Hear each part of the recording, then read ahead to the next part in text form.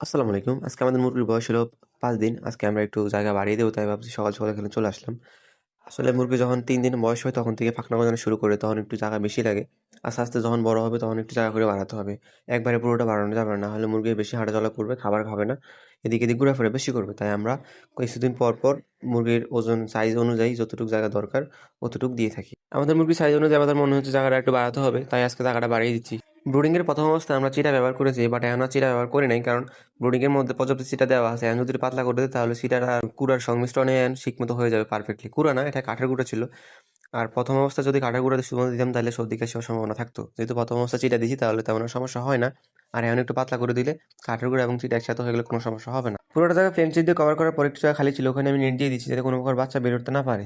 আপনি লক্ষ্য করলে একটা জিনিস দেখতে পারবেন, আমাদের ফার্মে এখনো টেম্পারেচার লাইটগুলো এখনো চলতেছে। কারণ আমরা মনে করি বাচ্চার ব্রুডিং এর ক্ষেত্রে ৩ দিন ঠিকমতো পরিচর্যা করার পর অনেকে আছে লাইট বন্ধ করে দেয় বা পর্যাপ্ত আলো দেয় না। আসলে বাচ্চার জন্য ৭ দিন পরিচর্যা করা এবং বেস্ট ব্রুডিং পদ্ধতিতে পরিচালনা করা বাচ্চার জন্য অনেক ভালো। আমি জায়গাটা বাড়ানোর পরে সবগুলো পাত্র উঠিয়ে দিচ্ছি, কারণ সবগুলো পরিষ্কার করতে হবে। আগের যে খাদ্য ছিল ওগুলো সব সংমিশ্রণ করে ১ টা বা ২ টা পাত্রের মধ্যে দিয়ে দিবেন।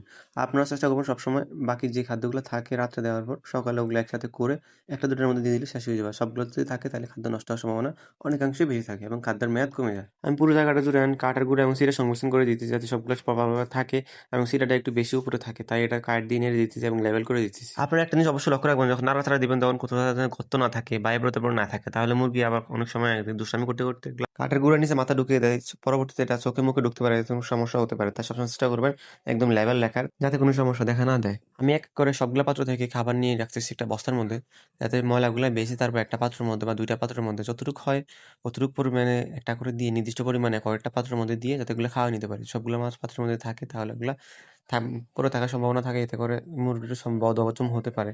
খাবার মেয়াদ না থাকলে বা এগুলা ওই যে পোতায় গেলে। তাই আমি একসাথে করে কয়েকটা পাত্রের মধ্যে দিয়ে দিচ্ছি। একটা বিষয় মাথায় রাখবেন, বা ফার্মের কোনো পণ্যদ্রব্য বিন্দু পরিমাণ নষ্ট করা যাবে না। তাহলে আপনি লাভের মুখ দেখতে পারবেন ইনশাআল্লাহ। আমি সবগুলো পাত্রে খাবার দেওয়া হলে পানি দিয়ে দিব।